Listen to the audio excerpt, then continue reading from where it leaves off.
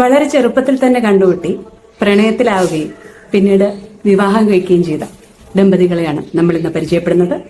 ഇത് സുമി സുൽത്താൻ, അദ്ദേഹം സുൽത്താൻ അനുജ്. നിങ്ങൾ എപ്പോഴാണ് പ്രണയത്തിലാകുന്നത്? പ്രണയത്തിലായി എന്ന് പറഞ്ഞ കൃത്യമായ സമയമൊന്നും പറയാൻ കഴിയില്ല. കണ്ട് എപ്പോഴോ സംസാരിച്ച് എപ്പോഴോ അതങ്ങനെ സംഭവിക്കുന്നതാണല്ലോ. അല്ല, മുൻകൂട്ടി നമുക്ക് ഒരു ഡേറ്റ് എടുത്ത് പ്രേമിക്കാൻ പറ്റില്ലല്ലോ. അതങ്ങനെ സംഭവിച്ചു. കലാരംഗത്ത് സജീവമായി നിൽക്കുമ്പോഴാണോ കണ്ടുകൂടിയത്? അങ്ങനെ പറയാൻ പറ്റില്ല. കാരണം അത് രണ്ടുപേരെ പാരലായിട്ട് പോയിക്കൊണ്ടിരിക്കുക.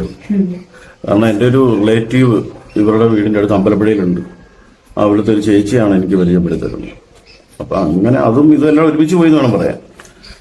പിന്നെ അതിനു മുമ്പ് എന്നെ കാണുന്നതിന് മുമ്പ് തന്നെ എനിക്ക് തോന്നുന്നു 6ാം ക്ലാസ്സിൽ പഠിക്കുമ്പോൾ ഇയാള് പിന്നെ തകഴിയുടെ കയറെന്ന് പറഞ്ഞ നാഷണൽ ദൂരദർശൻ സീരിയലുണ്ട്. അതില് ബാലതാരമായിട്ട് അപ്പം ചെറുപ്പത്തിലെ തന്നെ കലാരംഗത്ത് വന്നതാണ് പറയാം അല്ലെ? അതെ അതെ. അപ്പൊ ശരിക്കും വീട്ടുകാരുടെ നിർബന്ധപ്രകാരം വന്നതാണോ അതോ സ്വന്തം ഇഷ്ടത്തിന്? അല്ലല്ല, എന്റെ ഇഷ്ടത്തിന് വീട്ടുകാർ കൂട്ടുനിന്നു, സപ്പോർട്ട് ചെയ്തായിരുന്നു. പിന്നീട് അത് തുടരുകയായിരുന്നു? പിന്നീട് ഇങ്ങോട്ട് തുടരുകയായിരുന്നു. പിന്നീട് കല്യാണം കഴിഞ്ഞ് കുട്ടികളൊക്കെ ആയപ്പോഴാണ് ഞാൻ ഒന്ന് ബ്രേക്ക് ചെയ്തത്. അതിനുശേഷം ഇപ്പോഴും അത് തുടർന്നുകൊണ്ടിരിക്കുന്നു. ജീവിതം, കുടുംബജീവിതത്തെ ഏതെങ്കിലും തരത്തിൽ ബാധിച്ചിട്ടുണ്ടോ? തീർച്ചയായിട്ടും. അതുകൊണ്ട് നന്നായി എന്നാണ്. പക്ഷെ നെഗറ്റീവ് ഇമ്പാക്ട് അല്ല, പോസിറ്റീവ് ഇമ്പാക്ട് ആണ്. അല്ലെങ്കിൽ വേറെന്തൊക്കെ ആയി പോയനെ ഇവിടുന്ന് വിട്ട് തെറിച്ച് മറ്റെവിടെങ്കിലൊക്കെ പോയി മറ്റെന്തൊക്കെ. അത് വലിയ ആളാവുന്നല്ല ഞാൻ പറയുന്നത്, മറ്റെന്തോ ആയി തീർന്നേ. അതെ, ഈ ഫീൽഡിൽ നിന്ന് മാറി നമ്മൾ മറ്റൊരു ഫീൽഡിലോട്ട് പോയാൽ നമുക്ക് കിട്ടിയ 2 കുട്ടികളും നമ്മളെ ഭയങ്കരധികം സപ്പോർട്ട് ചെയ്യുന്ന കുട്ടികളാണ്. അവർക്കും ഇതിനോട് ഭയങ്കര താല്പര്യമുള്ള കുട്ടികളാണ്. ശരിക്കും നിങ്ങളുടെ പ്രണയ വിവാഹം എന്ന് പറയുന്നത് എങ്ങനെയായിരുന്നു? ശരിക്കും നിങ്ങൾ ഒളിച്ചോടി പോയതാണ്? ഒളിച്ചോടിപ്പോയല്ല, ഒളിച്ചോടി അങ്ങനെ പറയാൻ പറ്റും. കാരണം രാവിലെ 9:35 ഹരിപ്പാട് ബസ് സ്റ്റാൻഡിൽ നിന്ന് TP 145 മാള എക്സ്പ്രസിൽ കയറി രണ്ടുപേരും പോകുന്ന ഒളിച്ചോട്ടമാണോ? ഒളിച്ചോട്ടം എന്ന് പറയുമ്പോൾ ഞാൻ രണ്ടുപേരും അരിക്കണോ അല്ലെങ്കിൽ എന്താ പറയേണ്ടത്, ചാക്കിലെങ്ങനെ കയറി മൂടിയൊക്കെ പോകണം. ഇതൊന്നുമല്ല. KSRTC ഉണ്ട്, അതായത് പൊതു ഗതാഗത സൗകര്യത്തിന്റെ സാധ്യതകൾ ഏറ്റവും അധികം ഉപയോഗപ്പെടുത്തിയ രണ്ടുപേരാണ് ഞങ്ങൾ. നട്ടപ്പാതിരക്കല്ല, 9:35 ആ സമയം ഹരിപ്പാട് ബസ് സ്റ്റാൻഡ് പൊളിച്ചു കളഞ്ഞപ്പോ ഒരു സങ്കടം വന്നു. കാരണം പ്രണയ നിമിഷങ്ങൾക്ക് സാക്ഷിയായ അതെ, ആ പർട്ടിക്കുലർ മൊമെന്റിന്റെ അതാണല്ലോ ടേണിംഗ് പോയിന്റ്. ആ തൂണ് എന്റെ മനസ്സിൽ അപ്പോഴും ഉണ്ട്. അവിടെ അതിലെ കൂടെ പോകുമ്പോ പലപ്പോഴും ഹരിപ്പാട് ബസ് സ്റ്റാൻഡിൽ ഇറങ്ങി ആ തൂണിൽ അവിടെ നിങ്ങൾ നിൽക്കാറുണ്ട് പലപ്പോഴും. അമ്പലപ്പുഴയ്ക്ക് പോകുമ്പോഴേ ഒരു കാര്യയുടെ ഹരിപ്പാട് ഇറങ്ങിയിട്ടാണ് പോകുന്നത്. ഇപ്പോഴും നിങ്ങൾ അവിടെ ഒന്ന് വണ്ടി നിർത്തിയിട്ട് ഇപ്പൊ തൂണില്ലാത്തോണ്ട് ഇതുവഴിയാ പോകുന്നത്. എനിക്ക് തോന്നുന്നു നമ്മുടെ സ്വന്തം വീട് പൊളിക്കുന്നതിലും ബുദ്ധിമുട്ട് തോന്നി, വിഷമം തോന്നി അത് കണ്ടപ്പോഴത്തേക്ക്. അങ്ങനെ ആത്മഹത്യ കേരളത്തിൽ KSRTC ബസ് സ്റ്റാൻഡുമായിട്ട് ആത്മഹത്യ ഉള്ള KSRTC ജീവനക്കാരില്ലാത്ത രണ്ടുപേരും നമ്മളായിരിക്കും. അപ്പോ ശരിക്കും ആ യാത്ര എവിടെയാണ് ചെന്ന് നിന്നത്? യാത്രയ്ക്ക് ഭയങ്കര തമാശയുണ്ട്. പോവാം എന്ന് പറഞ്ഞു, പോരാം എന്ന് ഇയാളും തീരുമാനിച്ചത്. അത് ജൂൺ 1999 ജൂൺ 19 ഈ സംഭവം നടക്കുന്നത്. ജൂൺ 17 സംഭവിക്കുന്നത്. 14 തീയതിയാണ് തീരുമാനം എടുക്കുന്നത്. അത് വേറൊന്നുമില്ല, ഒരു ദിവസം എന്നെ വിളിക്കുന്നു. ഞാൻ ഇപ്പൊ കണ്ണൂരായിരുന്നു, അത്യാവശ്യം അവിടെ ഒന്ന് കാണണമെന്ന് പറയുന്നു. ഇവിടെ അമ്പലപ്പുഴ എത്തുന്നു, ഞങ്ങൾ സംസാരിച്ചിരിക്കുന്നു. പെട്ടെന്ന് ഒരുപടി കാര്യങ്ങളെല്ലാം തീരുമാനിക്കുന്നു. 17 തീയതി പോകാൻ തീരുമാനിക്കുന്നു. അപ്പോ ജീവിക്കാനുള്ള ഒരു ഊർജ്ജം എന്തായിരുന്നു? കാരണം നമുക്ക് രണ്ടുപേരും ഒരുമിച്ച് മുന്നോട്ട് പോകുമ്പോൾ സാമ്പത്തികം വളരെ ഒരു വലിയ ഘടകമാണ്. അപ്പൊ അതെങ്ങനെയാണ് നിങ്ങൾ കണ്ടെത്തുന്നത്? അന്നേരം അതിനെക്കുറിച്ച് ആലോചിച്ചില്ല എന്നുള്ളതാണ് സത്യം. പിന്നെ കണ്ണൂരിൽ ഈ പറയുന്ന പോലെ കുറച്ച് ഫ്രണ്ട്സ് ഉണ്ടായിരുന്നു. നമ്മൾ ചെന്നത് കണ്ണൂരിലാണ്. രണ്ടാമത് ആദ്യം എത്തിച്ചെന്നത് ഈ പറഞ്ഞ തൃശ്ശൂരാണ്. തൃശ്ശൂരിൽ നിന്ന് കുറെ കാലം കഴിഞ്ഞപ്പോൾ ഈ ഇവിടുത്തെ ഈ പോലീസിന്റെയും മറ്റും തിരക്കുകൾ കഴിഞ്ഞ് നേരെ കണ്ണൂരിലെത്തിപ്പെട്ടു. ജീവിതം അവിടെയാണ് ആദ്യമായിട്ട് സെറ്റിലാക്കുന്നതെന്നാണ്. വീട്ടുകാർ കംപ്ലൈന്റ് കൊടുത്തോ? പിന്നെ അല്ല, അത് പറഞ്ഞാല് 99 മെയ് 22 ഇയാൾക്ക് 18 വയസ്സാവുന്നത്. ജൂൺ 17 പോകുന്നത്. അപ്പം 18 വയസ്സ് 1 മാസം ആയിട്ടില്ല. അതുകൊണ്ട് ഇവരുടെ അച്ഛന് അത്യാവശ്യം ഈ രാഷ്ട്രീയത്തില് കോൺഗ്രസ്സുകാരനാണ്. അപ്പൊ ഒരു MP-യുടെ പേഴ്സണൽ സ്റ്റാഫിൽ കണക്ഷൻ ഉണ്ടായിരുന്നു. അപ്പൊ അതിന്റെ കേസിൽ ഇയാൾക്ക് കേസ് കൊടുത്തത് ഈ പ്രായപൂർത്തിയാവാത്ത പെൺകുട്ടിയെ തട്ടിക്കൊണ്ടുപോയി എന്നുള്ള തരത്തിൽ കേസ് കൊടുത്തു. അത് പിന്നീട് പോലീസുകാരൻ എന്നോട് പറയുകയും ചെയ്തു. അമ്മായിപ്പോ നല്ല ആളാണ്, 2 ഇടിയിരിക്കാന്ന് പറഞ്ഞിട്ടുണ്ടായിരുന്നു. ഇടി കിട്ടിയില്ല. CI വളരെ ഫ്രണ്ട്ലി ആയിരുന്നു. സാലി എന്നാ പേര് പോലെ ഞാൻ ഓർത്തു. 25 വർഷമായി സാലി ആ മനുഷ്യന്റെ പേര്. വളരെ ഫ്രണ്ട്ലി ആയിരുന്നു. അമ്പലപ്പുഴ അവിടെയാണല്ലോ പരാതി കൊടുത്തത്, എന്റെ മകളെ കാണാനില്ല. ആദ്യം ഞങ്ങൾ പോയതിനു ശേഷം ഇവിടെ വന്ന് കരുനാഗപ്പള്ളി സ്റ്റേഷനിൽ കൊടുത്തിട്ടുണ്ടായിരുന്നു. നമ്മളവിടെ ഹാജരായ പ്രശ്നമൊന്നുമില്ല. അപ്പുറം ഇപ്പുറം സംസാരിച്ചതിന് ശേഷം നിങ്ങളുടെ യാത്ര അടുത്ത യാത്ര എവിടേക്കായിരുന്നു? അപ്പുറം സംസാരമൊന്നുമില്ല, റിജക്ഷൻ ആണ് രണ്ടിടത്ത്. അതിന് വേറെ മാർഗമില്ല. നേരെ കണ്ണൂര് പോകും. കണ്ണൂർ വന്നതിന് ശേഷമുള്ള ജീവിതമാണ്. കണ്ണൂര് വന്നതിന് ശേഷമുള്ള ജീവിതം ഈ സാധാരണഗതിയിലുണ്ടാകുന്ന വലിയ സ്ട്രഗിൾസ് ഉണ്ട്. ആ സ്ട്രഗിൾസ് ഉണ്ടായില്ല. കാരണം അന്ന് ഈ അഡ്വർടൈസിംഗ് ചെയ്യുന്ന സമയം മനസ്സിലായി, ഒരു 3-4 ഏജൻസിക്ക് വേണ്ടി പരസ്യം ചെയ്തിട്ടുണ്ട്. അപ്പൊ അതുപോലുള്ള കാര്യങ്ങൾ ചെയ്തുകൊണ്ടിരുന്നതുകൊണ്ട് ഈ ഒരു കാര്യത്തിൽ വലിയ ബുദ്ധിമുട്ടില്ല. പിന്നെ ഞങ്ങള് ഒരു കൽക്കട്ട യാത്രയൊക്കെ നടത്തി. ആ സമയത്ത് തന്നെ പഠന സംബന്ധമായിട്ടുള്ള കാര്യങ്ങൾക്ക് വേണ്ടി അവിടെ പോയി 1.5 വർഷം മൊത്തം കറങ്ങി തിരിഞ്ഞൂടെ എത്തി. അപ്പൊ ഈ ട്രാവലിംഗിന് ഇടയ്ക്കായിരുന്നു ബാക്കി വർക്കുകളൊക്കെ നടക്കുന്ന. അപ്പം സുമി എങ്ങനെയാണ് അതിന് സഹായിച്ചത്? സുമി സഹായിക്കുന്ന പറഞ്ഞാൽ ഈ ഒരു ഭയങ്കര സംഭവമുണ്ട്. അതായത് എൻ്റെ ഒരു ഫ്രണ്ട് പറഞ്ഞൊരു കേസ്, ഒരു 1.5 വർഷം കഴിഞ്ഞപ്പോൾ എൻ്റെ ചോദിച്ചു, യെസ് കേട്ടോ, കഴിഞ്ഞ 1.5 വർഷത്തിനിടയ്ക്ക് സുമി നിന്നോടൊന്നും വേണം എന്ന് പറഞ്ഞിട്ടില്ല എന്ന് അവർക്ക് തോന്നുന്നു. അപ്പോഴാണ് ഞാൻ ആരെങ്കിലും ചെയ്യാമല്ലോ. ഈ 1.5 വർഷം വേണം എന്നൊരു സാധനം ഒന്നിട്ട് പറഞ്ഞില്ല. 1.5 വർഷം ആലോചിച്ച് നോക്കും. ഇതൊരു ചെറിയ കാലമൊന്നുമല്ല. അത് ഞാനൊന്ന് മനസ്സിലാക്കില്ല. ഇത് എൻ്റെ ഫ്രണ്ട്, ലേഡി ഫ്രണ്ടല്ല. ആ പുള്ളിക്കാരി എന്തോ പറഞ്ഞു, സുമി ഇതുവരെ എന്നോടൊന്നും വേണം എന്ന് പറഞ്ഞില്ല. അപ്പൊ ഇതിനെ എങ്ങനെ സപ്പോർട്ട് ചെയ്തെന്ന് മനസ്സിലായല്ലോ. തീർച്ചയായിട്ടും എനിക്ക് തോന്നുന്നു വേണം എന്ന് ആദ്യമായിട്ട് പറഞ്ഞത് ഒരു 6,000 സ്റ്റൈപ്പൻഡ് ഒരു പ്രതിഫലം കിട്ടാൻ തുടങ്ങിയ സമയത്താണ്. പിന്നീട് ആ 1.5 വർഷത്തെ യാത്രയ്ക്ക് ശേഷം വീണ്ടും നിങ്ങൾ കണ്ണൂരേക്ക് തിരിച്ചു വരികയാണ്. കണ്ണൂർക്ക് തിരിച്ചു വരുന്നു. പിന്നെ കരുനാഗപ്പള്ളി വരുന്നു. 2 വർഷമായപ്പോഴാണ് മോൻ ഉണ്ടാകും. 2.5 അപ്പോഴത്തേക്ക് ഇവിടെ എത്തി. ഇത് ഞാൻ ഇവിടുത്തെ റെന്റൽ ഹൗസാണ്. ഞാൻ 3 വർഷമാവുന്നുള്ളൂ ഇവിടെ. കരുനാഗപ്പള്ളിത്തിന് ഒരു വീട്ടില് 10-11 വർഷം താമസിച്ചു. പിന്നെ നേരെ 16 വർഷം ഇങ്ങോട്ട് വന്നു. പിന്നെ ഇവിടെയാണ് കലാജീവിതം എന്ന് പറയാൻ അല്ലെ? ഷോർട്ട് ഫിലിം ഇല്ല, ഇതിനിടയ്ക്ക് എപ്പോഴും സംഭവിക്കുന്നുണ്ട്. ഇതൊക്കെ ഷോർട്ട് ഫിലിം ഒക്കെ സംഭവിക്കുന്നുണ്ട്. നോവലിന്റെ കാര്യം പറഞ്ഞിട്ടുണ്ടായിരുന്നു. നോവലിന്റെ കാര്യമാണ്. നോവല് അതൊരു പുതിയ കാലത്താണെങ്കിൽ വളരെ പെട്ടെന്ന് സെലിബ്രേറ്റ് ചെയ്യപ്പെടേണ്ട സാധനമാണ്, സോഷ്യൽ മീഡിയ ഉണ്ടായതുകൊണ്ട്. എന്ന് പറഞ്ഞാൽ ഞാൻ പ്രീ ഡിഗ്രി ഫസ്റ്റ് ഇയർ പഠിക്കുമ്പോഴാണ് ആദ്യമായിട്ട് നോവൽ എഴുതുന്നത്. 16 വയസ്സുള്ളൂ. 16 വയസ്സാവുന്നേ ഉള്ളൂ. 16 വയസ്സ്. ആ സമയത്താണ് നോവൽ എഴുതുന്നത്. അതും ഇന്നത്തെ പോലെ കൈ കാശുണ്ടെങ്കിൽ ആർക്കും പ്രസിപ്പ് ചെയ്ത് നോവൽ അച്ചടിക്കാൻ പറ്റുന്ന ഒരു അവസരമൊന്നും ഇല്ലല്ലോ. ഇല്ല, അത് വേറൊരു അതോറിറ്റിക്ക് അയച്ചു കൊടുക്കണം. അവര് അപ്രൂവ് ചെയ്യണം. അവര് അവരുടെ കാശിലാക്കി പബ്ലിഷ് ചെയ്യണം. അത് നോവലാണെന്ന് അവർക്ക് തോന്നണമല്ലോ. ഇപ്പം നമുക്ക് കവിതയോ കഥയോ എന്ത് വേണമെങ്കിലും എഴുതി പബ്ലിഷ് ചെയ്യാം. നമുക്ക് മാത്രം തോന്നിയാൽ മതി ഇത് നോവലാണെന്നോ കവിതയാണെന്നോ ഒക്കെ. പക്ഷെ മറ്റേങ്ങളില്ല. ഇത് വേറൊരാളോ പരിശോധിക്കുന്നത്, അവർക്കാണ് തോന്നേണ്ടത് നോവലാണെന്ന്. അങ്ങനെ ഒരു പബ്ലിഷ് ചെയ്ത് അന്ന് ഈ ജനപ്രിയ വാരികളുടെ ഒരു കാലമാണ്. മലയാള മനോരമ, മംഗളം, സഖി തുടങ്ങിയ നോവലുകൾ, വാരികളുണ്ട്. അപ്പൊ ഈ സഖിയിലാണ് ഞാൻ ആദ്യമായിട്ട് അപ്രോച്ച് ചെയ്തത്. ഒരു കഥ പ്രീ ഡിഗ്രി തന്നെ 15 വയസ്സൊക്കെ ഉണ്ട്. കഥ എഴുതുമ്പോൾ ആദ്യമായിട്ട് എഴുതിയ കഥ പബ്ലിഷ് ചെയ്യുമ്പോൾ നമുക്കൊരു എക്സൈറ്റ്മെന്റ് ഇല്ലേ, ഉള്ളല്ലോ പരിപാടി. നോവൽ എഴുതിയപ്പോൾ എനിക്ക് 150 രൂപയുടെ ചെക്ക് ഇങ്ങനെ അയച്ചു. അത് കൊണ്ടുപോയി ഞാൻ കുറ്റപ്പുറത്തൊരു ബാങ്ക് ഇട്ട്, ആ ബാങ്കിൽ കൊണ്ടുപോയി, മഹാലക്ഷ്മി ബാങ്ക് അങ്ങനെ എന്തോ ഒരു ബാങ്ക് ഉണ്ടായിരുന്നു, അവിടെ പോയിട്ടാണ് മാറുന്നത്. ജീവിതത്തിൽ ആദ്യമായിട്ട് എഴുതിയ പ്രതിഫലമാണ്. ഭയങ്കര സന്തോഷം. അങ്ങനെ ഇരിക്കുമ്പോഴാണ് തേവലക്കര ചെല്ലപ്പൻ പുള്ളിക്കാരൻ ഇതിലൊരു നോവല് സീരിയലാക്കാമെന്നും പറഞ്ഞ് ആക്കാമെന്നുള്ള ഒരു നിർദ്ദേശമായിട്ട് എൻ്റെ അടുത്ത് വരുന്നു. പക്ഷെ എനിക്ക് അപ്പോഴത്തെ ആ ചെല്ലപ്പ സാറ് വരുന്ന ഒരു സമയമായപ്പോൾ എനിക്കൊരു തോന്നലുണ്ടായിരുന്നു, ഞാൻ വായിക്കുന്നത് ഞാൻ എഴുതുന്നത് രണ്ടാണ്. മനസ്സിലായില്ലേ? അപ്പൊ ഞാൻ വായിക്കുന്ന രീതി എനിക്ക് ഇഷ്ടമാണ്. ഞാൻ എഴുതുന്ന രീതിയിലുള്ള ഞാൻ വായിക്കാറുമില്ല.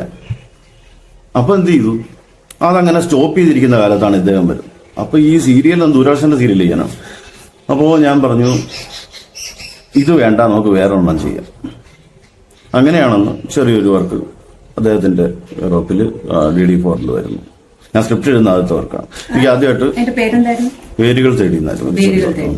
മാത്രമല്ല അത് ഈ സ്വാതന്ത്ര്യ സമരവുമായി ബന്ധപ്പെട്ട സാധനമായിരുന്നു. അതിന്റെ സബ്ജക്റ്റ് ഇതായിരുന്നു, ഒരു പെൻഷൻ, സ്വാതന്ത്ര്യ സമരം പെൻഷൻ അന്ന് ഇങ്ങനെ കത്തിക്കുന്ന സമയമാണ്. സേനാനി പെൻഷൻ വേണ്ട എന്ന് പറയുന്ന ഒരാളുണ്ട്. കാരണം ഞാൻ സ്വാതന്ത്ര്യത്തിന് വേണ്ടി പോരാടിയത് പെൻഷൻ കിട്ടുമെന്ന് യാതൊരു പ്രതീക്ഷയില്ലാത്ത കാലഘട്ടത്തിലാണ്. അങ്ങനെ ജീവിക്കുന്ന ഒരാളുടെ ഒരു സബ്ജക്റ്റ് ആയിരുന്നു അന്നത്.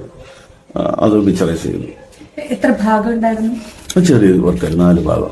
ഉണ്ടായിരുന്നു. മാത്രമല്ല എനിക്ക് ആദ്യമായിട്ട് അതിന്റെ റെമുനറേഷൻ തരുന്നത് പുള്ളിക്കാരാണ്. മാത്രമല്ല അന്ന് ശാസ്താംകോട്ടൻ ആൽഫ ജെയിംസ് എന്ന് വിളിക്കുന്ന ഒരു ഇപ്പോൾ സ്റ്റുഡിയോ ഒക്കെ ഉണ്ടായിരുന്നു. അദ്ദേഹമാണ് എനിക്ക് ആദ്യമായിട്ട് പ്രൊഡ്യൂസർ എന്ന നിലയിൽ അതിന്റെ സ്ക്രിപ്റ്റ് എഴുതിയതിനാണ് പ്രതിഫലം തരുന്നത്.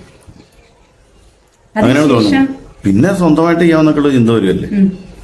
19 വയസ്സുള്ളപ്പോഴാണ് ഇത് എഴുതുന്നത്. പിന്നെ വരുന്നത് 21ാമത്തെ വയസ്സിലാണ് DD4 ഞാൻ ചെയ്ത വർക്ക് ആദ്യമായിട്ടല്ല കഷ്ടം നമുക്ക് യൂട്യൂബിലിടാം. അന്ന് ആകെപ്പാട് നമുക്ക് പറ്റുന്ന ഒരൊറ്റ ഈ സാധാരണ ചാനലുകൾ പോലും ഇല്ലല്ലോ. DD4 ആണ് ഏക ആശ്രയം ഇത്തരം ചെറിയ വർക്കുകൾക്ക്. ദൂരദർശനിലാണെങ്കിൽ വലിയ സീരിയലുകൾക്കാണ്. നമ്മളെ പോലെ ചെറിയ വർക്കുകൾ എടുക്കുന്നവർക്ക് DD4 ആയിരുന്നു ആശ്രയം. അങ്ങനെ DD4 വർക്കുകൾ. പിന്നീട് ഷോർട്ട് ഫിലിമുകൾ ചെയ്യാൻ തുടങ്ങി. അതെ. അപ്പോ ഈ സിനിമയിലേക്കുള്ള ഒരു എൻട്രി എങ്ങനെയായിരുന്നു? സിനിമയില് 2011 അപ്പം എന്റെ ഫ്രണ്ട് ഉണ്ട്, ഷെറി എന്ന പേര്, കണ്ണൂരുകാരനാണ്. അപ്പൊ ഷെറി ചെയ്ത 1-2 ഷോർട്ട് ഫിലിമുകൾക്ക് സ്റ്റേറ്റ് അവാർഡും മറ്റും കിട്ടുന്നുണ്ട്. അപ്പൊ ആ സ്റ്റേറ്റ് അവാർഡ് കിട്ടിയതിന്റെ ഒരു ധൈര്യത്തിലാണ് സിനിമയെ കുറിച്ച് ആലോചിക്കുന്നത്. ഞാൻ 2011 ആദ്യത്തെ സിനിമയ്ക്ക് ശ്രമിക്കുന്നു. അങ്ങനെ നമ്മൾ കൂട്ടായി ശ്രമിക്കുക. അങ്ങനെ ആ സിനിമ സംഭവിക്കുന്ന സിനിമയുടെ ഒരു ആദിമധ്യാന്തം എന്നാണ് ആദ്യത്തെ സിനിമ. ആദിമധ്യാന്തം എന്ന് വിളിക്കുന്ന സിനിമയാണ് കേരളത്തിലെ ഐഫക്കയുടെ ചരിത്രത്തിൽ ആദ്യമായി ഏറ്റവും വലിയ വിവാദത്തിന് തിരികൊളുത്തിയ സിനിമ. അത് അന്നത്തെ സിനിമാ മന്ത്രിയുടെ ഒരു വകതിരിയില്ലായ്മ കൊണ്ട് സംഭവിച്ചതാണ്. ഗണേഷ് കുമാർ ആയിരുന്നു അന്നത്തെ.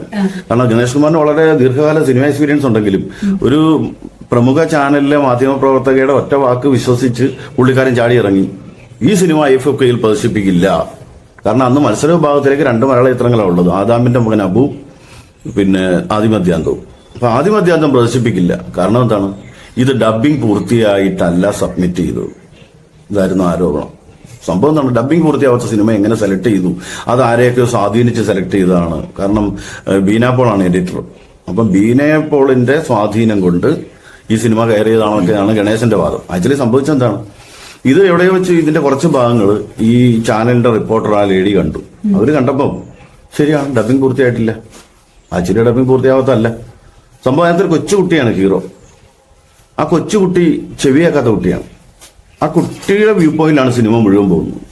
അപ്പൊ കുട്ടി ചെവിയാക്കാത്ത കുട്ടി, പക്ഷെ ചെവി കേൾക്കുന്ന യന്ത്രം ഉണ്ടല്ലോ, അത് വെക്കുമ്പോൾ മാത്രമേ കുട്ടി കേൾക്കുന്നത് പ്രേക്ഷകനും കേൾക്കുള്ളൂ. ഇടയ്ക്ക് ഇത് ഉരിപ്പോകുമ്പോൾ ഒന്നും കേൾക്കില്ല. അപ്പം ലിപ്പുമന്റ് മാത്രമേ കാണുള്ളൂ. വീണ്ടും കുട്ടി ഇങ്ങനെ എടുത്തു വെക്കുമ്പോൾ അതിന്റെ പറ ശബ്ദത്തോടുകൂടിയാണ് പ്രേക്ഷകൻ വീണ്ടും വോയിസ് കേൾക്കാൻ തുടങ്ങി. അപ്പൊ ഇത് എവിടെയെങ്കിലും ഇടയ്ക്ക് വെച്ച് കാണുന്നവർക്ക് തോന്നുന്നുണ്ട് ഇത് ഉരിപ്പോയാലും ഒന്നും കേൾക്കില്ല. അപ്പൊ ഇത് കണ്ട മാധ്യമപ്രവർത്തകർക്ക് തോന്നിയ ഒരു സംശയമാണ് ഗണേഷ് കുമാർ മന്ത്രിക്ക്. പിന്നീട് ഗണേഷ് കുമാറിന് ഇത് ബോധ്യപ്പെടുത്തിയെങ്കിലും ഗണേഷ് കുമാർ എന്ന് വിളിക്കുന്ന മന്ത്രിയുടെ അല്ലെങ്കിൽ മന്ത്രിയുടെയോ വ്യക്തിയുടെയൊക്കെ ഒരു എന്താ പറയുന്നത് ഒരു എന്താ പറയുന്നത് മേധാവിത്വ മനോഭാവം എന്നൊക്കെ പറയത്തില്ലേ, ആ മനോഭാവം കൊണ്ട് ഒരു കാരണവശാലും ഇത് പ്രദർശിപ്പിക്കില്ല തീരുമാനിച്ചു. അപ്പോൾ ഈ സിനിമ പക്ഷെ കലാഭവനിൽ പ്രിവ്യൂ വെച്ചപ്പോൾ ഒരുപാട് പേര് കണ്ടു. അവരൊക്കെ കൂടി നിങ്ങൾക്ക് ഓർമ്മയുണ്ടാക്കി IFFKയിൽ ആ കൈരളി തിയേറ്ററിന്റെ പടിയിൽ നിരാഹാരം ഇരുന്നു. ഭയങ്കര 100 കണക്കിന് ആൾക്കാർ ഈ സിനിമ പ്രദർശിപ്പിക്കണമെന്ന് പറഞ്ഞിട്ട് 100 കണക്കിന് ആൾക്കാർ നിരാഹാരം ഇരിക്കുകയും ഒടുവിൽ മത്സര വിഭാഗത്തിലല്ല വെറുതെ ഈ സിനിമ സ്ക്രീൻ ചെയ്യുക, സ്ക്രീൻ ചെയ്യുക. അങ്ങനെ ശ്രീകുമാറിന്റെ സിനിമ പ്രദർശിപ്പിച്ചു. ശ്രീകുമാർ 2 വട്ടം പ്രദർശിപ്പിച്ചു.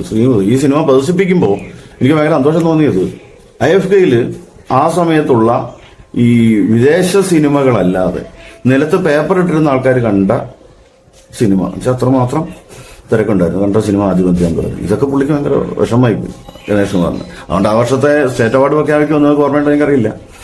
അന്ന് ഇന്ത്യ വിഷനിലെ റിപ്പോർട്ട് വന്നായിരുന്നു. കാരണം മലയാള സിനിമയുടെ അവാർഡ് ഈ പ്രഖ്യാപന യത്നത്തിൽ ആദ്യമായിട്ടാണ് പറഞ്ഞ സമയം കഴിഞ്ഞ് 1 മണിക്കൂറിൽ ശേഷം അവാർഡ് പ്രഖ്യാപിക്കുന്നത്. എന്താ വന്ന ആദ്യമെല്ലാം റെഡി ആയപ്പം എടുത്ത് നോക്കിയിട്ട് അദ്ദേഹം പെട്ടെന്ന് മാറ്റി വെപ്പിച്ചു.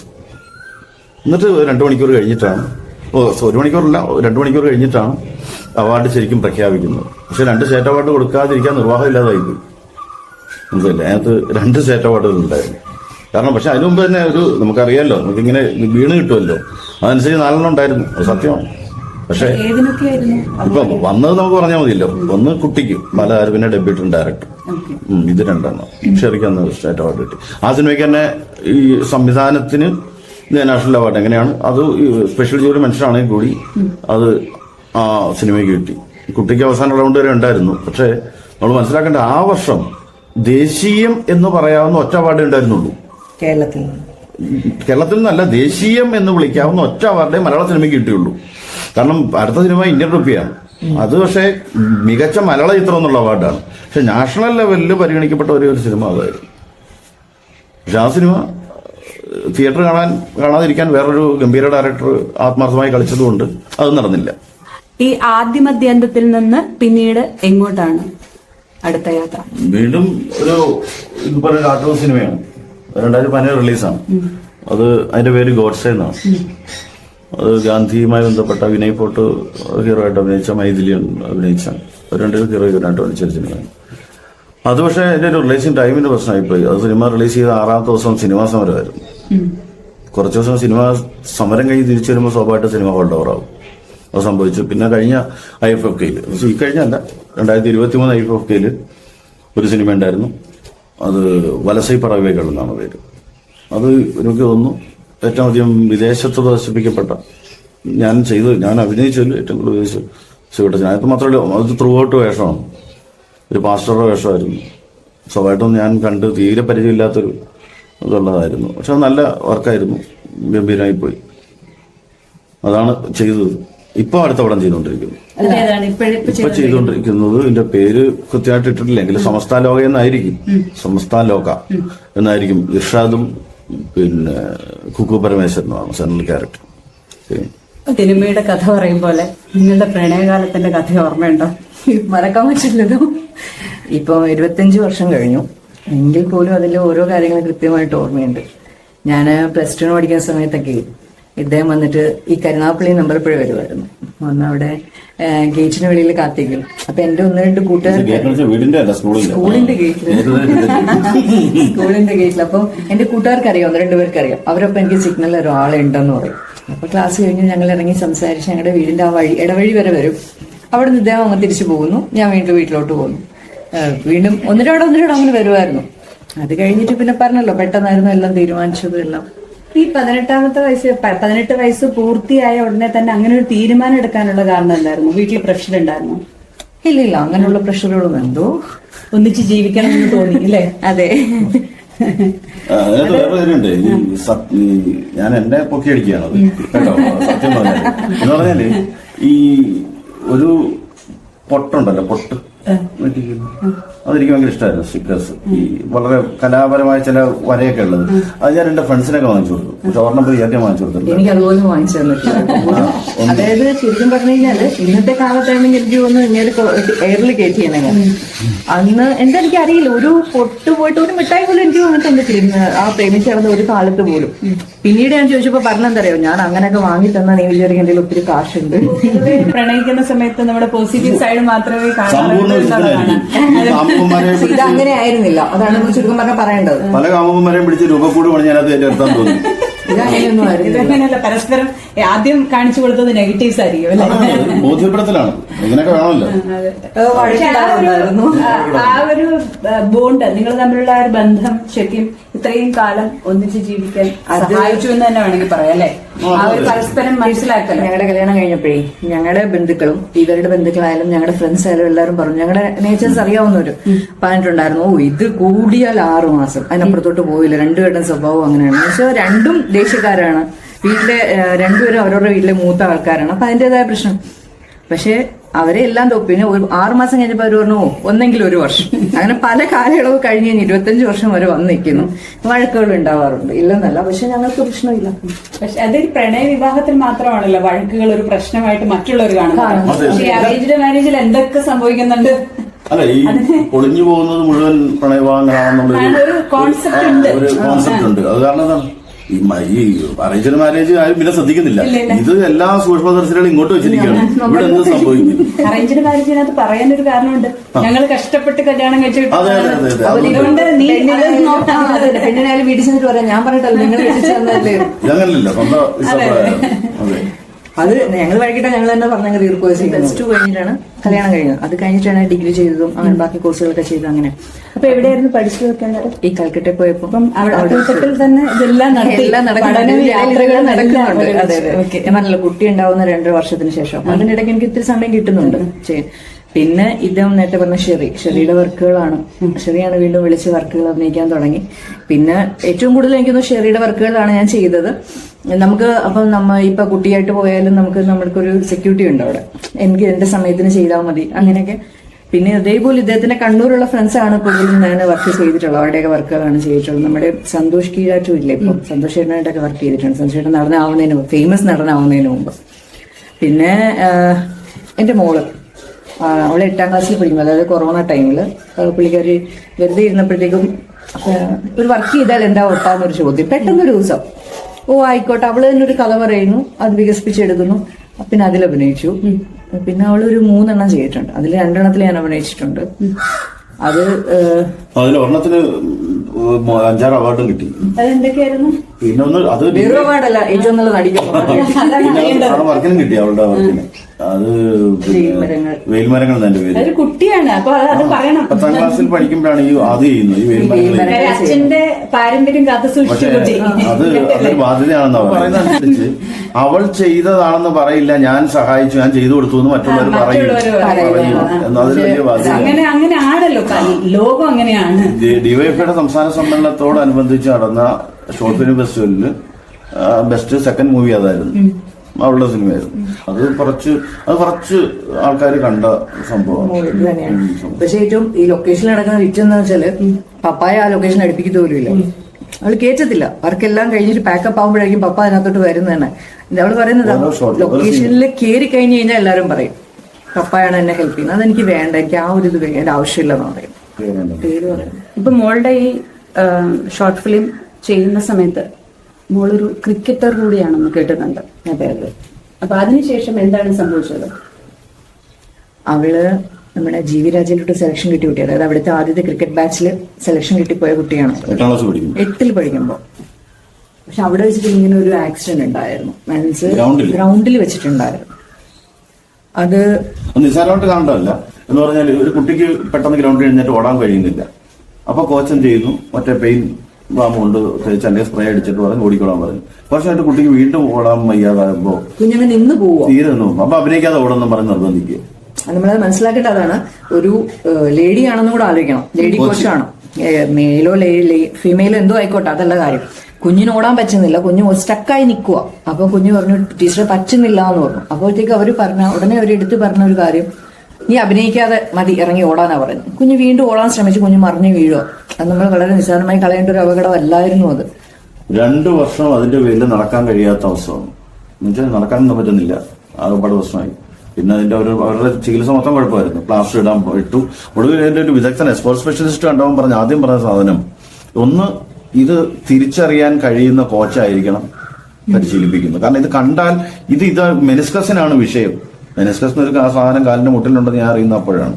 മെനിസ്കസിനാണ് വിഷയം എന്ന് തിരിച്ചറിയാൻ കഴിയുന്ന ഒരു കോച്ചായിരിക്കണം കുട്ടികളെ പരിശീലിപ്പിക്കേണ്ടത്. അതില്ല, പോരാത്തതിന് കുട്ടിയെ നിർബന്ധിച്ചു. ഇത് പക്ഷെ അപ്പോൾ തന്നെ മാറ്റാവുന്നതായിരുന്നു. അപ്പോഴാണ് 1 മാസം കൊണ്ട് തീരേണ്ടത്. ഇപ്പൊ 2 വർഷം എടുത്ത് നടക്കാൻ കഴിയുന്നില്ല. അതായത് അവരവിടുന്ന് നേരെ വേറെ ഹോസ്പിറ്റലിൽ കൊണ്ടുപോയിട്ട് നമ്മളോട് പറയുന്നില്ല. അങ്ങനെയും കൂടെ ഉണ്ട്, നമ്മളോട് അറിയിച്ചിട്ടുള്ളവര്. കാലിൽ ബാൻഡേജ് ചുറ്റി വിട്ടു. ഇവിടെ തിരിച്ച് ഇവള് ആ 2ാമത്തെ വട്ടം ഹോസ്പിറ്റലിൽ പോകുമ്പോ ഇവർക്ക് ആഴ്ച ഒരു ദിവസം വിളിക്കാൻ പറ്റുള്ളൂ. അപ്പൊ അത് കുഞ്ഞിനെ അറിയിക്കാനും പറ്റുന്നില്ല. അവിടെ വെച്ച് ഹോസ്പിറ്റലിൽ കണ്ട ഒരു കുട്ടിയുടെ ഫോൺ മേടിച്ചിട്ടാണ് എന്നെ വിളിച്ച് കാര്യം പറയുന്നത്, അമ്മ ഇങ്ങനെ ഒരു പ്രശ്നം ഉണ്ടായി എന്ന് പറയുന്നു. അപ്പോഴത്തേക്ക് നമ്മൾ പിന്നെ അവിടെ ഇടപെടണമെങ്കിൽ ഭയങ്കര റൂൾസ് ഒക്കെ ഉണ്ട്, റൂൾസ് ആൻഡ് റെഗുലേഷൻസ് ഒക്കെയാണ്. നമ്മൾ അവരുമായിട്ട് ഇടപെട്ടു. അപ്പോഴത്തേക്ക് അവർ പറഞ്ഞ് അവർ കൊണ്ടുപോയി കാണിച്ച് കുഴപ്പമില്ല, എന്താണ് ബാൻഡേജ് ചുറ്റിയിരിക്കുക. ഞാൻ പിന്നെ ഇവിടുന്ന് ഞാൻ കരഞ്ഞു പോയി വെള്ളം ഉണ്ടാക്കി ഞങ്ങൾ പോയി വിളിച്ചുകൊണ്ട് വന്നു. പക്ഷെ ആക്ച്വലി അത് അവരൊന്നും ചെയ്ത് ആ ബാൻഡേഡ് ചെയ്തെടുത്താണ് കുഴപ്പമായത്. അത് ചെയ്യാൻ പാടില്ല പോലും എന്നാണ് സ്പോർട്സ് എക്സ്പെർട്ട് ആയിട്ടുള്ള മെഡിക്കൽ പ്രാക്ടീഷണേഴ്സ് പറയുന്നത്. അങ്ങനെ ചെയ്യാതിരുന്നെങ്കിൽ ഇത്ര കുഴപ്പമുണ്ടായിരുന്നില്ല. ഇപ്പം എന്തുപറ്റി, വളരെ മേജറായിട്ടുള്ള സർജറി ചെയ്യേണ്ടി വന്നു. അത് കഴിഞ്ഞ് പിന്നെ ഇപ്പോൾ നടക്കാൻ തുടങ്ങിയത്. 2 വർഷം ഒരു കുട്ടിക്ക് സ്കൂളിൽ 8ാം ക്ലാസ്സിൽ അവിടെ വെച്ച് സ്കൂളിൽ പോക്ക് നിർത്തിയാണ്. 9ാം സ്കൂളിൽ പോയില്ല, 10ാം ക്ലാസ്സിലും സ്കൂളിൽ പോയിട്ട് 10ാം ക്ലാസ്സിൽ 3 മാസമാണ് സ്കൂളിൽ പോയത്.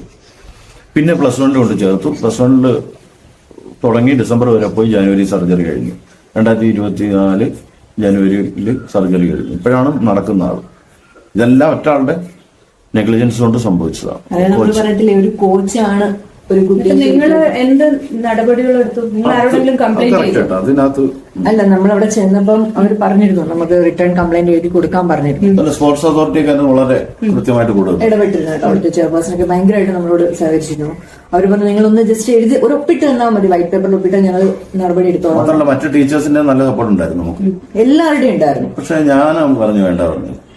ഞാൻ പറഞ്ഞത് വേറെ കൊണ്ടല്ല, ഇവിടെ ഒരു ഇൻസിഡന്റ് ഉണ്ട്, പെട്ടെന്ന് ന്യൂസ് ആവും. സവാട്ട് ഇത്ര സീരിയസ് ഇഞ്ചുറി ആയതുകൊണ്ട്. പക്ഷെ അത് അക്കാഡമിയായിട്ട് പെട്ടെന്ന് ന്യൂസ് ആവും. പക്ഷെ അങ്ങനെ ന്യൂസ് ആവുമ്പോൾ ഇത് ഈ ഒരു പർട്ടിക്കുലർ പേഴ്സണിന്റെ വീഴ്ചയായിട്ടല്ല വരാൻ പോകുന്നത്. ജീവിത സ്കൂളിന്റെ പ്രശ്നം എന്താ പറയുന്നത്? അവിടെ ഈ ഒരു വ്യക്തിയല്ല, എത്ര മനോഹരം, എത്ര വെൽ സെറ്റിൽഡ് അല്ലെങ്കിൽ എക്വിപ്ഡ് ആണ് അവിടുത്തെ സിസ്റ്റം മുഴുവൻ. അത്ര അതിഗംഭീരമായി സംവിധാനം ചെയ്തിരിക്കുന്ന ഒരു സ്ഥാപനത്തെ എനിക്ക് വേണമെങ്കിൽ ഒറ്റ സംഭവം കൊണ്ട് ഡീഗ്രേഡ് ചെയ്യാം. പക്ഷെ അതിന് ഞാൻ തയ്യാറായിരുന്നില്ല. ഞാൻ മോളെ വിളിച്ചുകൊണ്ട് വരുമ്പോൾ അവരൊത്തിരി എതിർത്തിരുന്നു കേട്ടോ, മോളെ കൊണ്ടുകൊണ്ടാന്ന് പറഞ്ഞിരുന്നു. പിന്നെ മാത്രമല്ല അത് കഴിഞ്ഞുണ്ടാ ചികിത്സക്കെല്ലാം നമ്മൾ നോക്കേണ്ടി വരും. നമ്മുടെ സാരമില്ല, അപ്പൊ പറഞ്ഞു കുഴപ്പമില്ല, ഞങ്ങളിങ്ങനെ കൊണ്ടുവരുവാന്ന് പറഞ്ഞിട്ടാണ് ഇങ്ങനെ കൊണ്ടുവന്നത്. ചികിത്സ ശരിക്കും എവിടെയാണ് നടക്കുന്നത്? അത് ഇപ്പോ കഴിഞ്ഞു. നമ്മളിവിടെ കരുനാഗപ്പള്ളിയിൽ പേർഡ് ഹോസ്പിറ്റലിലാണ് സർജറി ചെയ്തത്. അവിടെ വെച്ചാണ് സർജറി ചെയ്തത്. പക്ഷെ അതിന് കുറെ ഹോസ്പിറ്റലിൽ പോയിട്ട് അത് സർജറി ഇവിടെ നടന്നു, കംപ്ലീറ്റ് ആയി. ഇപ്പൊ അവള് ഓക്കെയാണ്. ഇപ്പൊ സോഷ്യൽ മീഡിയ നിറഞ്ഞു നിൽക്കുന്ന രണ്ട് താരങ്ങളാണ് നിങ്ങൾ. എങ്ങനെയാണ് ആ റീൽസിലേക്കൊക്കെ എത്തുന്നത്? എനിക്കൊന്ന് കൊറോണ കാലമില്ലേ, കൊറോണ കാലത്ത് പ്രത്യേകിച്ച് നമുക്ക് ആർക്കും ഒന്നും ചെയ്യാനില്ല, വെറുതെ ഇരിക്കുമല്ലേ. അതിൽ നിന്ന് തുടങ്ങിയ ഒരു പരിപാടി. ആ സമയത്ത് ടിക്ടോക്ക് ആണ്, ഇന്നിപ്പോ ഇല്ല, ടിക്ടോക്കിൽ തുടങ്ങിയ പരിപാടിയാണ്. അന്ന് അത്യാവശ്യം നല്ല ഫോളോവേഴ്സ് ഒക്കെ ഉണ്ടായിരുന്നു. അപ്പൊ നമുക്ക് അങ്ങനെ വരുമ്പോൾ നമുക്കൊരു ആവേശമാണല്ലോ. അതിൽ തുടങ്ങി. പിന്നെ ടിക്ടോക്ക് പോയി കഴിഞ്ഞ് ഞങ്ങളിങ്ങനെ എന്ത് ചെയ്യണമെന്ന് ഇങ്ങനെ ആലോചിച്ചിരിക്കുമ്പോഴാണ് പുതിയ ഇത് വരുന്നത്. പിന്നെ റീൽസ് ചെയ്യാൻ തുടങ്ങി. അന്ന് എന്റെ അനിയത്തിയുടെ ഒരു കുട്ടിയുണ്ട്, അവനെ വെച്ചിട്ട് ചെറുതായിട്ട് ഇങ്ങനെ ചുമ്മാ തുടങ്ങിയതാണ്. അപ്പം ലൈക്കുകൾ വീഴാൻ തുടങ്ങുമ്പോഴത്തേക്കാണല്ലോ നമുക്ക് ആവേശം കൂടി വരും. അങ്ങനെ പിന്നെ സ്ഥിരമാക്കിയതാണ്. അപ്പൊ ഇതില് സപ്പോർട്ട് എങ്ങനെയാണ്? Family support. അനിയത്തിയുടെ കാര്യം പറഞ്ഞു. അപ്പൊ നിങ്ങൾ ഈ പ്രണയിച്ച് വിവാഹം കഴിച്ച ആൾക്കാരാണ്, നിങ്ങൾക്ക് സപ്പോർട്ട് കിട്ടിയത് അതുകൊണ്ടെന്ന് പറഞ്ഞു നന്നായിരിക്കും. അത് ഞാൻ ഒരിക്കലും ആദ്യകാലത്ത് ഒരു സുമിയന്റെ പറഞ്ഞതായിരുന്നു, ഇങ്ങനെ കൊടുമ്പിരി കൊണ്ടിരിക്കുന്ന സമയത്ത് നമുക്ക് നാളെ അമ്പലപ്പുഴ വരെ പോകണം. എന്നിട്ട് എത്ര വർഷങ്ങൾക്ക് ശേഷമാണ്? അതൊരു 3 മാസത്തിന് കൃത്യം 3 മാസം. കൊടുമ്പിരി കൊണ്ടിരിക്കുന്ന സമയത്ത് എന്നുവെച്ചാൽ നമ്മൾ ഇവിടുന്ന് കണ്ണൂർക്ക് പോകുന്നതിന് തൊട്ട് മുമ്പാണ്. നാളെ അമ്പലപ്പുഴ വരെ പോകണം, കച്ചേരിമുക്കിൽ ഇറങ്ങണം, അമ്പലം വരെ നടക്കണം, 10 പേര് കാണട്ടെ. ഇതിലും വലിയ സപ്പോർട്ട് അതാണ് 10 പേര് കാണട്ടെ.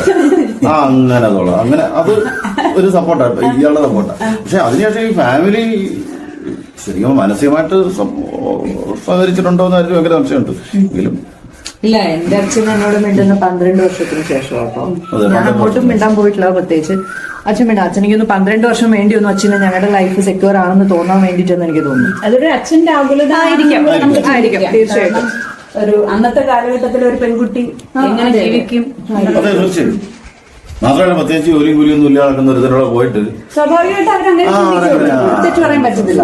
മീൻസ് എന്റെ ഡെലിവറി, എനിക്ക് മോന്റെ ഡെലിവറി ടൈമിൽ എന്റെ അമ്മ വന്ന് ഇവിടെ വന്ന് സുൽത്താന്റെ അടുത്ത് ഒത്തിരി ബെഗ് ഇതൊക്കെ എന്നെ അങ്ങ് കൊണ്ടുപോയായിരുന്നു. കൊണ്ടുപോയിട്ട് അവിടെ ചെന്നപ്പോൾ അപ്പോഴും അച്ഛൻ മിണ്ടുന്നില്ല. കൊച്ചു കുട്ടികളെ കാണുമ്പോൾ മിണ്ടുമെന്ന് വെറുതെ അങ്ങനെയൊന്നും മിണ്ടിയൊന്നുമില്ല. കറക്റ്റ് 12 വർഷം വേണ്ടിയൊന്നും അച്ഛനോട് മിണ്ട. ഇപ്പൊ പക്ഷെ കുഴപ്പമില്ല കേട്ടോ.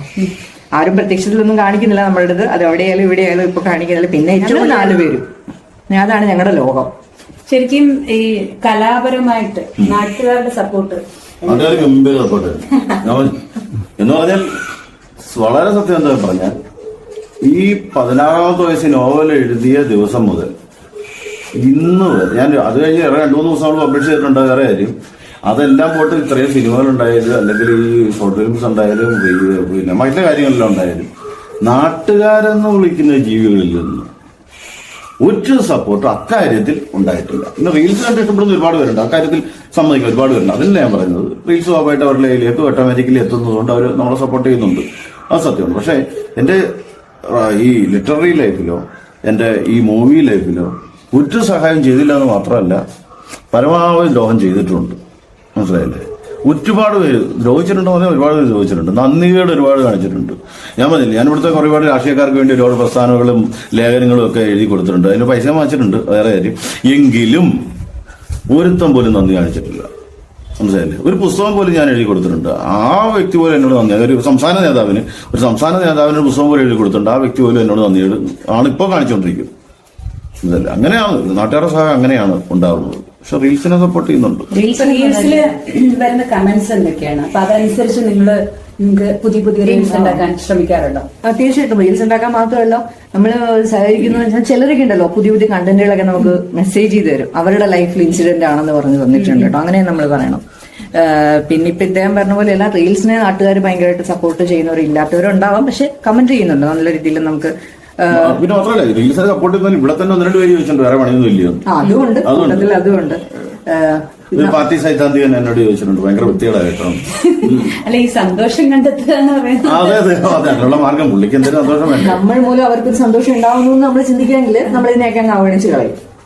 മോശമില്ല. പിന്നെ മാത്രമല്ല ഈ വെറുതെ ഇരുന്ന് നമ്മൾ ഇതിനു വേണ്ടി ഒരു 1/2 മണിക്കൂറോ 1 മണിക്കൂറോ ചെലവഴിച്ചാൽ നമുക്കൊരു മാസം ഒരു വരുമാനം നമ്മുടെ അക്കൗണ്ടിൽ വരുവാണെങ്കിൽ അത് മോശപ്പെട്ട കാര്യമൊന്നുമല്ലല്ലോ. ഞാനെന്ന് പറഞ്ഞാൽ ഇപ്പൊ എല്ലാവരും ചോദിക്കുന്ന ഒരു കാര്യം എത്ര ലക്ഷം വീഴുന്നുണ്ട്, അക്കൗണ്ടിൽ എത്ര ലക്ഷം വെച്ചാ വീഴുന്നത്? നമ്മൾ ലക്ഷങ്ങൾ വീഴുന്നുണ്ട്. ഇതിനാ നമ്മൾ കുറയ്ക്കുന്നേ. അത് വീണ അത് എത്ര എമൗണ്ട് ചെറുതാണെങ്കിൽ കൂടി ഒരു വരുമാനം നമുക്ക് വരുന്നുണ്ടല്ലോ. അത് മോശപ്പെട്ട കാര്യം മാത്രമല്ല. പ്രത്യേകിച്ച് നമുക്ക് എഫർട്ടൊന്നും വേണ്ടല്ലോ. ഇവിടെ നിന്ന് വർത്താനം പറയുന്ന പോലെ ഒരു കാര്യം മാത്രമല്ല. നമ്മൾ ഇത് എടുക്കാൻ പോകുമ്പോ ഡയലോഗ് പ്ലാനിങ് ഇല്ല. സബ്ജക്ട് പറയുക അപ്പോഴെന്ത് ചെയ്യുന്നു വരുന്നത് പറഞ്ഞു വെക്കുക, അത്രയേ ഉള്ളൂ. ചിലപ്പോൾ റീടേക്ക് എടുക്കേണ്ടി വരും. അതിന് ഭൂരിഭാഗം അങ്ങനെ റീടേക്ക് എടുക്കാറില്ല. ഒരു സബ്ജക്ട് ഉണ്ടല്ലോ. ഇപ്പൊ ഇന്ന് വാലന്റൈൻസ് ഒരു സാധനം ചെയ്തിട്ടുണ്ട്. അപ്പൊ അത് എന്താണ് തുണി കഴുകാൻ പോകണം. ഓക്കെ ഇന്ന് തുണി കഴുകണ്ട, ഇന്ന് തുണി കഴിയില്ല, നാളെ ഈ തുണി ഇവിടുന്ന് പോകത്തില്ലല്ലോ, നാളെ കഴിയാൻ മതി എന്ന് പറയുന്നത് അതപ്പം തോന്നുന്ന ഡയലോഗ് പറയാന്നേ ഉള്ളൂ. പക്ഷെ അതിനകത്ത് നല്ല സപ്പോർട്ട് ഉണ്ട് എല്ലാവരുടെയും. അത് പബ്ലിഷ് ചെയ്തോ? ഇന്ന് രാവിലെ ഇട്ടിട്ട്. അപ്പൊ ഈ സോഷ്യൽ മീഡിയയിൽ നിങ്ങൾ കണ്ടന്റ് ക്രിയേറ്റേഴ്സ് ആണ്. അപ്പൊ ഇതിനൊരു ബാക്ക് സപ്പോർട്ട് വേണമല്ലോ. ടെക്നിക്കൽ സൈഡൊക്കെ അപ്പൊ ആരാണ് ചെയ്യുന്നത്?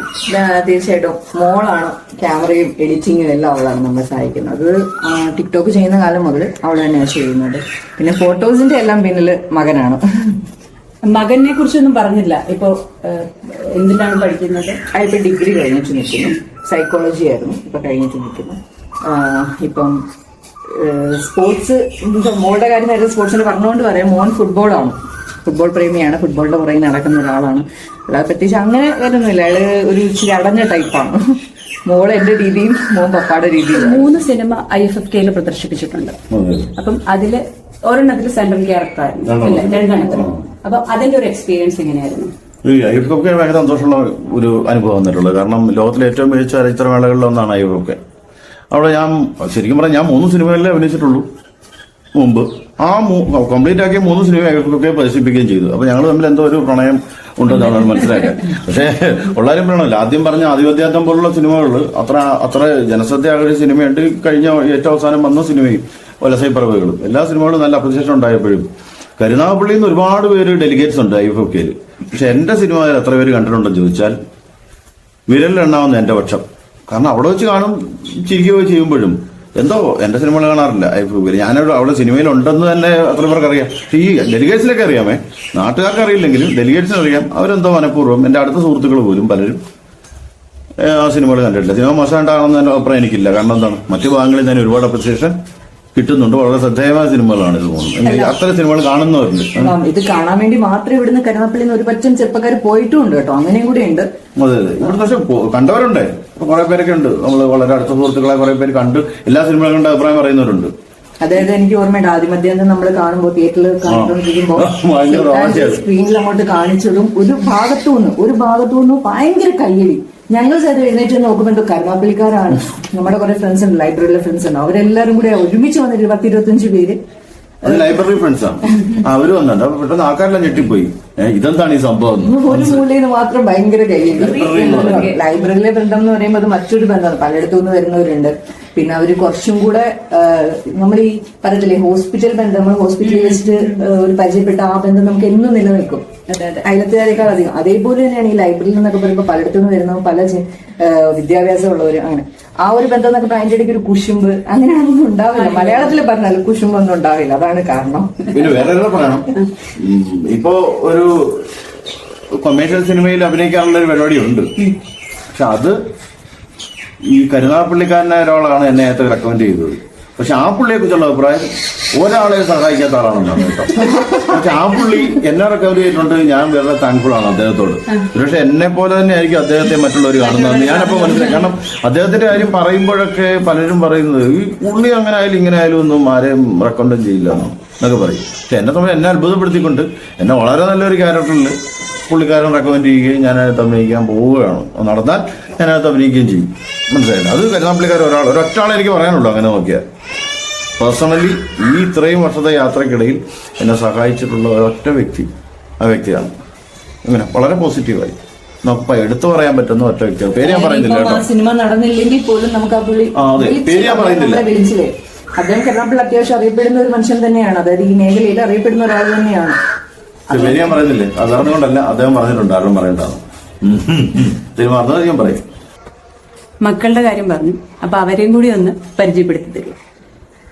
മോനാണ് നുവാൻ, ജസ്റ്റ് ഡിഗ്രി കംപ്ലീറ്റഡ് ആണ്. ചെമ്പഴത്തി കോളേജിലാണ് പഠിച്ചത്. മോള് നിവ +2 ആണ്.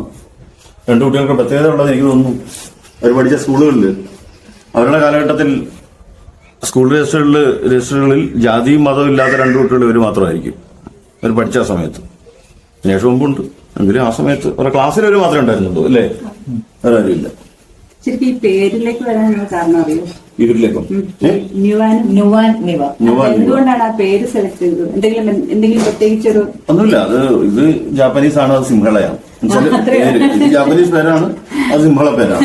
മാത്രമല്ല ഇത് രണ്ടിനും NW ആണ്. കാരണം NUWAN നുവാനാണ്, NIWA നിവ. അപ്പൊ അതിനകത്ത് സിമിലാരിറ്റി ഉണ്ട്. പിന്നെ മോശമില്ലാത്ത അർത്ഥമാണ് രണ്ടിനും. കുയിലെന്നും മറ്റേ സിംഹം അല്ലെങ്കിൽ സത്യസന്ധൻ അങ്ങനെയൊക്കെ ഇച്ചിരി മോശമായിട്ടുള്ള അർത്ഥമുള്ളത്. അല്ല, ഈ പേര് നമ്മൾ തിരഞ്ഞെടുക്കാൻ കാരണം നമ്മളൊരു പേരിട്ട് കഴിയുമ്പോഴേ കുട്ടികൾക്ക് ഭാവിയിൽ അതൊരു ഭാരം ആവരുതെന്നൊരു ചിന്തയുണ്ടായിരുന്നു. പേരിടുമ്പോഴേ എപ്പോഴും ശ്രദ്ധിക്കേണ്ട സാധനം, 25 വർഷം കഴിഞ്ഞിട്ട് ഇവരാണ് ഇത് ചുമന്നു നടക്കേണ്ടത്. അതെ, ഈ എന്റെ താല്പര്യം അനുസരിച്ച്, എന്റെ വ്യക്തിപരമായിട്ട് എന്തെങ്കിലും കടുത്ത താല്പര്യം അനുസരിച്ച് ഞാൻ എന്തെങ്കിലും പേരിട്ട് വെച്ചാൽ ഞാനല്ല ഇത് നോക്കേണ്ടത്.